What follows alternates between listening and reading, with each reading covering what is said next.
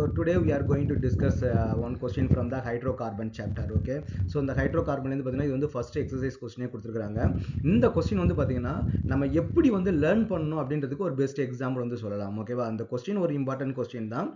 But ஆனா பாத்தீங்கன்னா எப்படி நம்ம வந்து learn பண்ணணும், எப்படி வந்து நம்ம சப்ஜெக்ட் சிபிஎஸ்சி பொறுத்த வரைக்கும் நம்ம வந்து எப்படி படிக்கணும் அப்படின்றது இது ஒரு பெஸ்ட் எக்ஸாம்பிள் கொஸ்டின். ஓகேவா, இப்போ ஃபார் எக்ஸாம்பிள் கொஸ்டின் என்ன கொடுத்துருக்காங்க, how do you account for the formation of ethane during the chlorination of methane அப்படின்னு வந்து கொடுத்துருக்காங்க. ஓகேவா, ஸோ இங்கே என்ன கொடுத்துருக்காங்கன்னா chlorination of methane. அப்போ மீத்தேன்ல நீங்கள் குளோரினேஷன் பண்ண போறீங்க.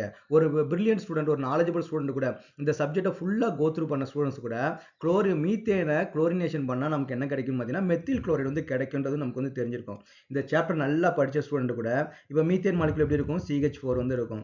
இதை நம்ம வந்து குளோரினேஷன் வந்து பண்ணுறோம், Cl2 குளோரினேஷன் பண்ணும்போது அப்போ சப்ஸ்டிடியூஷன் ரியாக்ஷன் நடக்கும், CH3 Cl வந்து நமக்கு வந்து கிடைக்கும்னு சொல்லிட்டு நமக்கு நல்லாவே தெரியும். ஆனால் நமக்கு வந்து ஈத்தேன் வந்து நமக்கு வந்து எப்படி ஃபார்ம் ஆகும், ஏன்னா உங்க டெக்ஸ்ட் புக்ல என்ன கொடுத்துருப்பாங்க, இந்த ரியாக்ஷன் தான் கொடுத்துருப்பாங்க. மீத்தேன் போட்டிருப்பாங்க, குளோரின் போட்டிருப்பாங்க, மெத்தில் குளோரைடு, டைமெத்தில் குளோரைடு, அப்புறம் ட்ரைமெத்தில் chloride,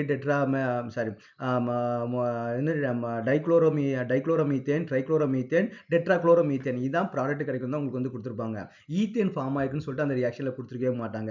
chemical property of ஹைட்ரோகார்பன்ல substitution ரியாக்ஷன்ல இதான் நமக்கு வந்து கொடுத்துருப்பாங்க. ஓகேவா, ஈத்தேன் ஃபார்மேஷனை பத்தி நமக்கு கொடுத்துருக்கவே மாட்டாங்க.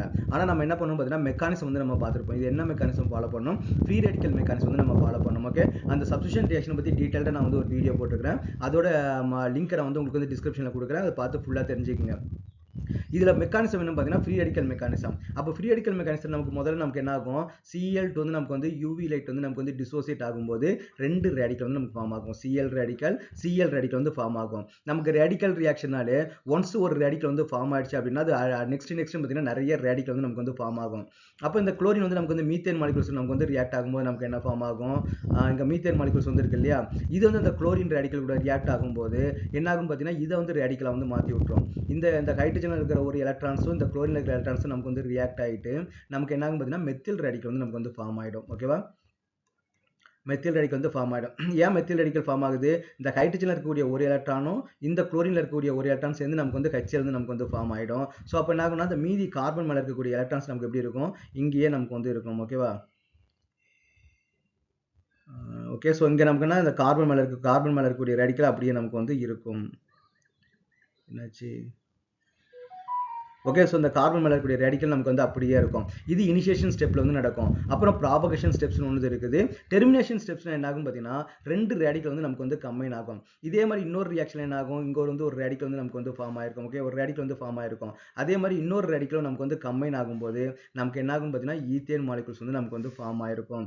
ஓகே, ஸோ அப்போ நமக்கு என்னன்னா ஈத்தேன் மாலிகுல் வந்து நமக்கு வந்து ஃபார்ம் ஆகும். ஸோ இது வந்து நமக்கு வந்து மெக்கானிசம் தெரியும் போது அந்த மெக்கானிசத்தை நல்லா அண்டர்ஸ்டாண்ட் பண்ணால் மட்டும்தான் அந்த கொஸ்டின் வந்து நமக்கு வந்து அட்டன் பண்ண முடியும். அப்போ உங்களுக்கு டெக்ஸ்ட் புக்ல வந்து பார்த்தீங்கன்னா ஒவ்வொரு ரியாக்ஷனாக கொடுத்துருப்பாங்க, சப்ஸ்டிடியூஷன் ரியாக்ஷன் கொடுத்துருப்பாங்க, அப்புறம் அடிஷன் ரியாக்ஷன் கொடுத்துருப்பாங்க, அரோமடைசேஷன் கொடுத்துருப்பாங்க, ஐசோமரைசேஷன் வந்து கொடுத்துருப்பாங்க. இந்த மாதிரி நிறைய ரியாக்ஷன் வந்து பார்த்தீங்கன்னா ஹெட்டிங் போட்டு கொடுத்துருப்பாங்க. ஒவ்வொரு ரியாக்ஷனுக்கும் ஒரு ரியாக்டன்ட் இருக்கும், ஒரு ப்ராடக்ட் வந்து இருக்கும். இப்போ இங்கே வந்து என்ன கேட்டிருக்காங்க பாருங்க, அதையே இன்டெரக்டா வேற மாதிரி வந்து கேட்டுக்கிறாங்க. இது வந்து பார்த்தீங்கன்னா நிறைய பேர் வந்து நமக்கு வந்து கன்சிடர் பண்ணவே மாட்டாங்க. அப்போ ஒரு கொஸ்டின் வந்து எப்படி அப்ரோச் பண்ணுன்றதுக்கு வந்து நமக்கு வந்து இது வந்து ஒரு பெஸ்ட் எக்ஸாம்பிள். நீங்க எப்பவுமே என்ன பண்ணா டெக்ஸ்ட் புக் வந்து நீங்க நல்லா ரீட் பண்ணணும். ஆனால் டெக்ஸ்ட் புக்கை ரீட் பண்ணிக்கிட்டே இருக்கக்கூடாது. ஒரு 1 or 2 டைம்ஸ் நீங்க டெக்ஸ்ட் புக்கை ரீட் பண்ணிட்டு ப்ராப்ளம் வந்து நிறைய சால்வ் பண்ண ஆரம்பிக்கணும். ஓகேவா, அப்போ ப்ராப்ளம் சால்வ் பண்ண தான் இந்த ப்ராப்ளத்தை இப்படி அப்ரோச் பண்ணலாமா, இந்த ப்ராப்ளத்தை இப்படி அப்ரோச் பண்ணலாமான்னு சொல்லிட்டு நமக்கு வந்து டிஃப்ரெண்டா நமக்கு வந்து ஐடியா வந்து நமக்கு வந்து கிடைக்கும். ஓகே, ஸோ எப்பவுமே நீங்க ஸ்டூடெண்ட்ஸ் எல்லாமே நல்லா தெரிஞ்சுக்கங்க. நிறைய ஸ்டூடெண்ட்ஸ் என்ன பண்றாங்கன்னா நான் இன்னும் இந்த டெக்ஸ்ட் புக் வந்து ரீட் பண்ணி நிறைய பேர் மெமரி பண்றது வந்து ட்ரை பண்றீங்க. சிபிஎஸ்சி பொறுத்த வரைக்கும் மெமரி பண்றது வந்து எந்த ஒரு யூஸ்மே கிடையாது. 11th and 12th பொறுத்த வரைக்கும் டெக்ஸ்ட் புக்கை 1 or 2 டைம்ஸ் வந்து நீங்க ரீட் பண்ணுங்க, இட்ஸ் மோர் தென் எனஃப். ஏன்னா உங்களுக்கு கிளாஸ்ல வந்து உங்களுக்கு டீச் பண்ணிருப்பாங்க, ஒரு 1 or 2 டைம்ஸ் வந்து நீங்க ரீட் பண்ணுங்க. ஏதாவது ஒரு டாபிக் உங்களுக்கு புரியல, அண்டர்ஸ்டாண்ட் பண்ணல, அப்படி அண்டர்ஸ்டாண்ட் பண்ணிக்க முடியலன்னா அதை மறுபடியும் கேட்டு அதை வந்து நீங்க வந்து அண்டர்ஸ்டாண்ட் பண்ணிக்க. ஒரு 1 or 2 டைம் தான் நீங்க புக்கை ரீட் பண்ணணும். அதுக்கப்புறம் நீங்க எவ்வளவு தூரம் நீங்க கொஸ்டின் வந்து நீங்க வந்து சால்வ் பண்றீங்களோ அப்பதான் அந்த டெக்ஸ்ட் புக்ல இருக்கிற கண்டென்ட்டை எப்படி வந்து யூஸ் பண்றேன்னு சொல்லிட்டு ஒரு ஐடியா கிடைக்கும்.